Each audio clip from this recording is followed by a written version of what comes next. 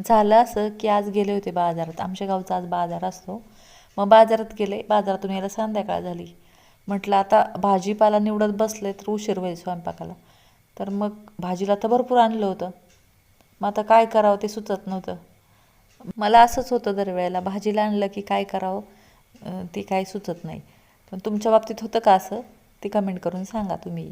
भाजी काय करावी याच्यात वेळ घालवण्यापेक्षा मग काय केलं, कांदा कापला, मिरची आणि लसूण बारीक चिरून घेतला, बेसन थोडंसं पाणी टाकून त्यात मिक्स करून घेतलं आणि मग गॅसवर कढईत तेल टाकलं. त्यानंतर जिरी, कांदा, बारीक चिरलेला लसूण आणि मिरची टाकून चांगलं परतून घेतलं आणि मग आपण पाणी टाकलेलं बेसनही त्यात टाकून घेतलं आणि मग म्हटलं चला आता गरम गरमच पिठल्याचाच बेत करूया. तर मग त्यानंतर त्यात थोडीशी उकळी आल्यानंतर मीठ टाकलं चवीनुसार आणि मग हलवून त्यात थोडीशी कोथिंबीर टाकली आणि झालं पटकन तयार. त्याबरोबरच ज्वारीच्या भाकरी केल्या आणि मग तयार झाली आपली रेसिपी. तर तुम्हाला कशी वाटली माझी आयडिया ती नक्की सांगा. आणि असा होता आमचा संध्याकाळचा बेत.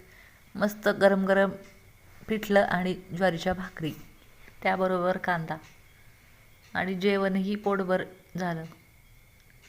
तर तुम्हाला कशी वाटली रेसिपी ती कमेंटमध्ये सांगा आणि चॅनलला लाईक, शेअर आणि सबस्क्राईब करा.